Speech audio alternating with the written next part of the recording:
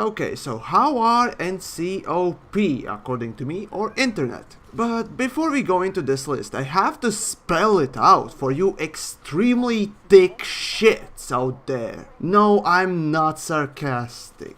This is just a list of things that people have constantly called OP or unfair or something like that. And I just try to find the reasoning behind why people would think this way and state the facts. So without further ado, let's get into it. Okay, we started probably the most OP case in this list, Vanguard's Iron Shield. And really, for no surprise, it is called this way. After all, giving you immunity to damage for quite a long time, allowing you to run away or destroy your opposition, is quite a powerful thing. No other faction has this type of advantage over enemy in any combat. So there's no surprise why people get frustrated with this mechanic. And the only downside to it is a long recharge. Now, moving on, we have a fairly typical thing to NC, shotguns, and more specifically Jackhammer. While normal shotguns all are more or less carbon copies of each other, they all infuriate people, especially while they farm in biolabs. But when it comes to Jackhammer, it's all that, plus some more, as this weapon can dispatch even maxes quite quickly. And of course, the only downside here is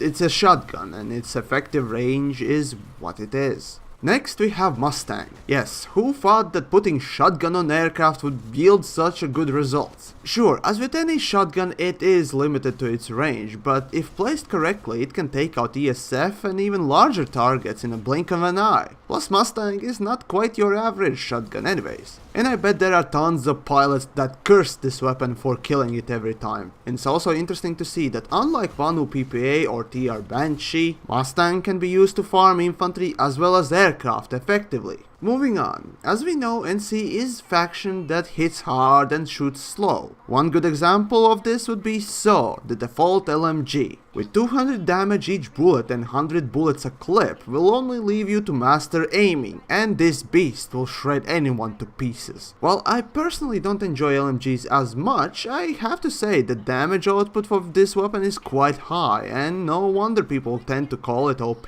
Next, we probably have the most fun weapon in this whole game, Phoenix. While fire rate varies a lot and missiles can be shut down, this weapon still deals a lot of damage to tanks and is quite precise. After all, you are guiding every shot, and it can be shot behind the cover. So these things alone can be called OP.